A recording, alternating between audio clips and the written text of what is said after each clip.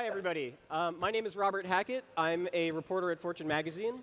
And I'm here with Joe Lubin, who is a co-founder of Ethereum, one of the hottest blockchain projects around. Panos, Panay, who heads up innovation at the Berklee College of Music. He's also the co-founder of the Open Music Initiative, which is a big collaboration between a lot of big companies who are trying to overhaul the music rights management process and payments. And we've got Joe Conyers III, who is in charge of tech at the music publisher Downtown, which handles rights for some minor talents like Bruce Springsteen and John Lennon and One Direction you may have heard of. So anyway, I figured we could kick things off with a breakdancing contest. Who would like to go first? Sounds good. No, but seriously, do we have any musicians in the audience? Cool. We've got quite a few. And would you guys want to be following Wyclef on stage? Because I didn't. He warmed him up, yeah. And how many people like getting paid? All right, so you're in the right place. I think this panel is going to be pretty good for that. Only some of the musicians. Yeah, I noticed not all of them. Aren't exactly interested. So let's get right to it. Joe, we've got only a few minutes here. We've got about 15, but tell us, what is a blockchain? What exactly is this new technology? So a blockchain is a new kind of database system for the purpose of this discussion. It's a new kind of database system where different actors can be in different roles, and if they have competing agendas or cooperating agendas, they can use the same sort of shared, non-redundant database system to build information technology systems on top of it. So Bitcoin is one application on top of a blockchain system. We built Ethereum to enable software developers to build any application they can dream of. And why should people care about the blockchain with respect to music? So the blockchain, Ethereum at least, represents our ability to move into an era, a Web 3.0 era, an era of a decentralized World Wide Web, where there's more agency in the individual. For the structure of the music industry as it is now, you can build an infrastructure that is shared by lots of the existing companies, and they can put the things that the music industry cares about, songs, identities for artists, etc. They can put all of those on a shared infrastructure and build a better system.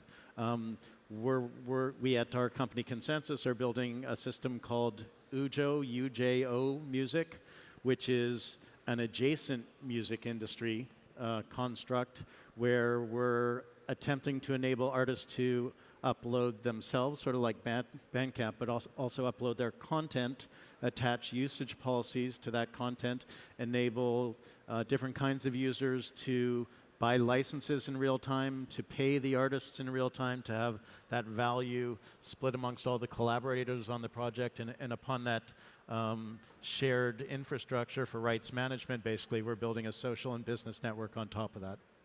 So, Panos, tell me what's wrong with the current state of affairs in the music industry?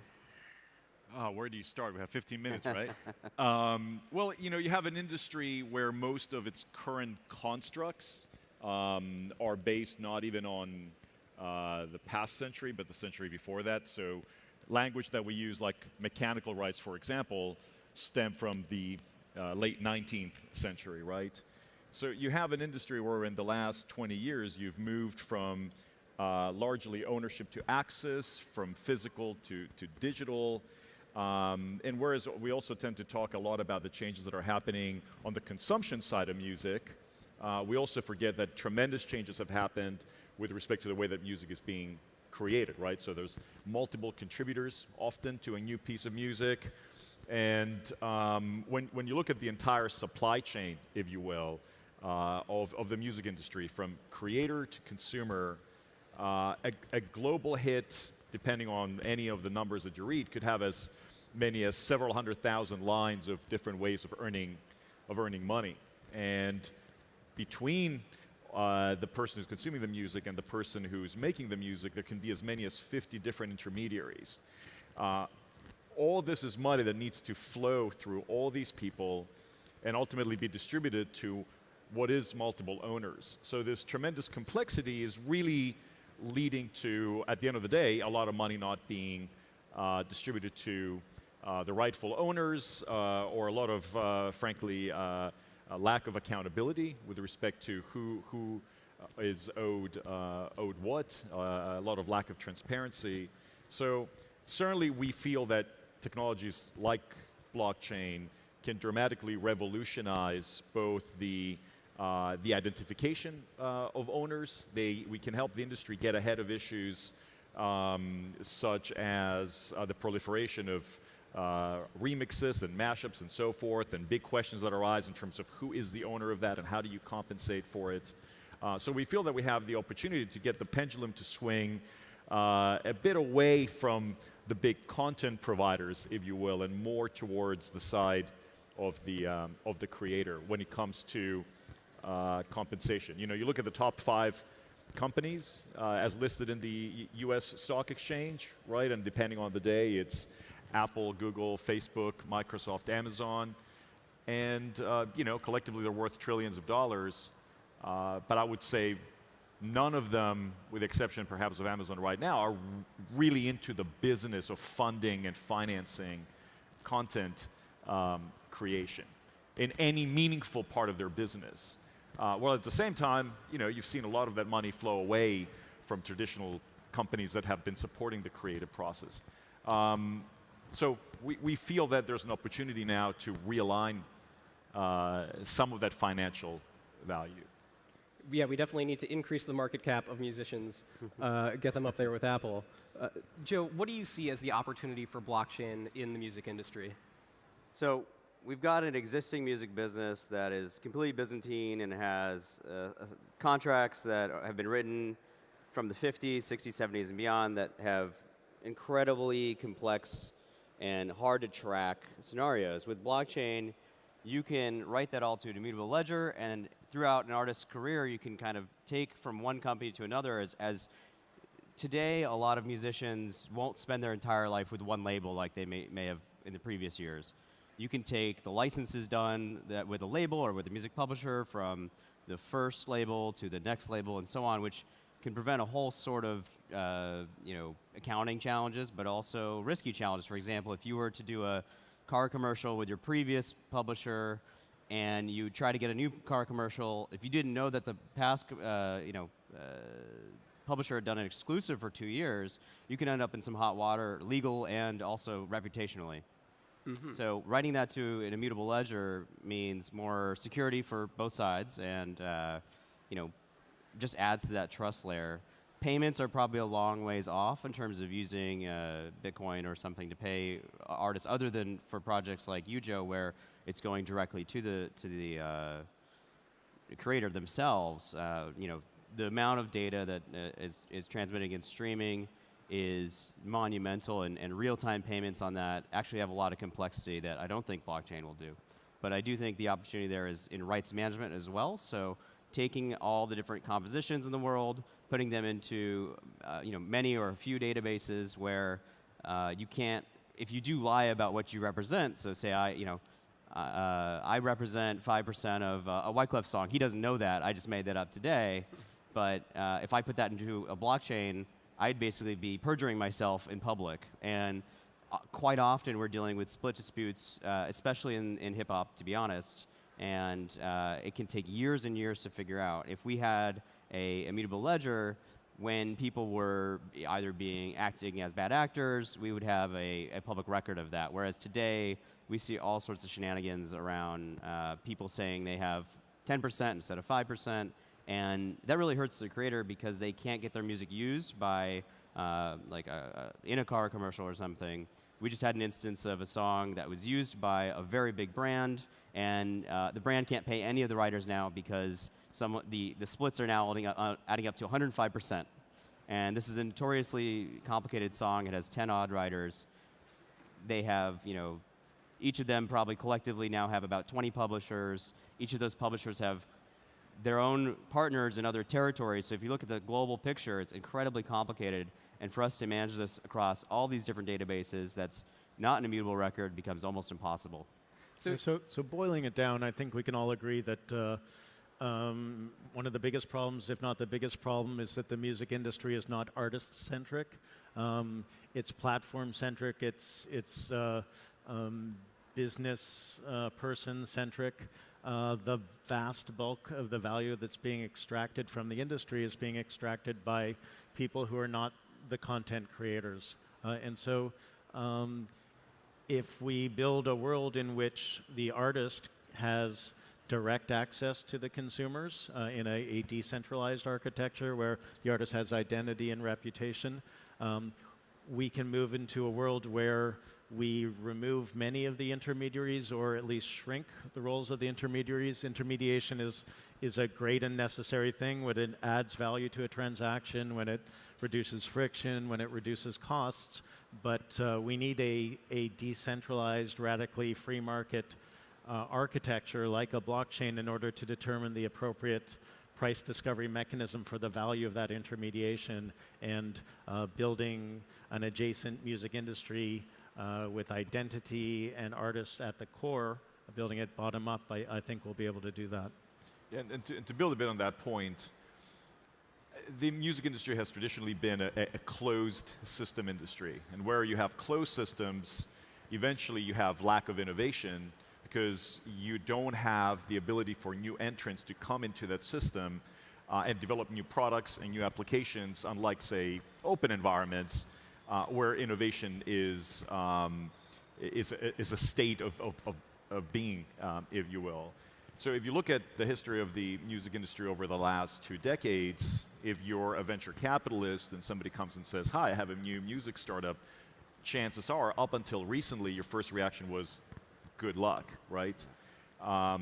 With what we're talking about, and that's the ambition with the Open Music Initiative, if you create an open innovation environment where people are able to build applications on top of a protocol that enables the identification of rights ownership, then you can imagine the proliferation of innovation in the industry, because where you have innovation, you begin to get capital, you begin to ultimately grow the market. So for me, it's less so about having a mindset of how you protect what is there, but I think it's about the music industry sort of repositioning and reframing the way that it looks at its product, away from one where it's about control and closing things down, but beginning to think more like a software business, where it's about access to as many people as possible, but rethinking fundamentally how that business model works. I'm seeing that shift beginning to occur in the industry, but we're not fully there yet. We started about 10 years ago, so we don't have the same legacy issues most traditional music publishers have, and we've had to fight for our value. We didn't have rich CD sales. We just barely got the tail end of digital downloads. We've always had to know about streaming and had to be ahead of where our value is and price our rates effectively to our clients. And with our Songtrust business, we've been able to enable over 100,000 songwriters to collect their royalties just as if they were my biggest clients. Enabling that access is what technology's been able to do, and blockchain will do even more so in the long term. Yeah, I mean, consider that it probably takes about $100 million if you want to launch a new streaming service, and that's mostly to get licenses on a global basis, especially at a time where music is consumed on a global level, right? I mean, a lot of our constructs that I was talking about earlier are locally based because they harken back to a very different world where music was consumed locally. So imagine this, you have an enormous barrier to entry for new innovation to happen. I don't think that ultimately benefits anybody. It doesn't benefit the creators. It doesn't even benefit the incumbents. So for me, the future will ultimately belong to industries that are able to create open innovation environments, and I think this is a promise of the stuff that we're talking about. How hard is it for you to get these big warring factions to work together? Well, the global repertoire database was an epic project that I believe wasted £8 million. A bunch of the big actors in the music industry. They tried to do that thing that I spoke about before, basically create a foundation, an information infrastructure that can be shared by all the different business entities in that ecosystem. They failed for a bunch of reasons, but the main reason was they didn't trust each other. They didn't know who was going to own what. They didn't know where the machines would be, who would own the machines. The beautiful thing about blockchain systems like Ethereum is that everybody owns it and nobody owns it. Everybody is perfectly in sync across this shared infrastructure, and so you could potentially build this kind of consortium now. Does anyone own Ether in the audience? Got a lot of people out That's a lot here. of people. Well, Yeah. So to build on that, with the Open Music Initiative, which now has about 200 different companies, including all the majors, so that's Sony, Universal, Warner, streaming services, almost all of them, including Spotify, Pandora, SoundCloud, YouTube, Netflix, companies like Intel, companies like Viacom. What brought them together was largely two things, in contrast to the global rights database. First, the global rights database was initiated primarily by performing rights societies. So ultimately, issues of control and issue of finance got in the way. With the initiative, we said, look, we're an academic institution. We're Berklee College of Music in collaboration with the MIT Media Lab's Digital Currency Initiative. So that neutrality helped people get together. And then even though not every single one of the companies involved, especially not on the label side, are ready to necessarily dive in with both feet with respect to blockchain, the concept of a distributed ledger is something that they intellectually got. Okay, we can share data based on a protocol, but we don't necessarily have to give up our proprietary advantage. And there's a lot of misperceptions about blockchain and what it means to have a, quote, publicly accessible ledger that we had to overcome. But I think neutrality and ultimately new technology is helping people come together. But look, we're a long way away from it. I mean, we just pushed out the API two weeks ago, but ultimately it's going to come down to adoption. So you can have all the members on the planet, but we care to see implementations ultimately happen, which is where young innovators will come in. Ultimately, on the business side, it will reduce our overhead 5, 6, 10%, and we'll be able to give that back to the songwriters. So you mentioned Ujo, the project that you're working on, and we have only a minute left, so I'll ask you to comment just briefly. You worked with Emoji and Heap. You've got other artists in the mix that are looking to experiment with it as well. Tell us just a little bit about those experiments, how they went, and sure. So where you hope they'll go. Our first experiment was with Grammy Award winner Imogen Heap. Released a song and enabled, as I indicated, people to access that song, download that song, stream that song. We enabled people to buy stems. So if you're an artist, you can get a usage policy that enables derivative work licensing. And so you could take a stem, you can manipulate the stem and basically riff on the song or fork the song in different ways and create your own work. Again, money moves in real time to the artist and the collaborators. Licensing moves in real time to the user or the derivative works artist. We worked with RAC also, released an album, and it's an exciting project. We're about to enable artists. We're just starting a beta right now. We're about to enable a bunch of artists to onboard themselves as bands and to upload their content and attach usage policies to that content, tokenize that content potentially. So you can imagine a world in which the boundary between the band and the fans fades a little bit, gets blurry, and the stakeholders become part of the business structure. Tokens can be sold that enable ownership of a tour or a next album, potentially. So we'll have to cut off right there because we're out of time, but thank you all for joining. Yeah, thanks for listening in. Thanks. Thanks, man. Thanks for that.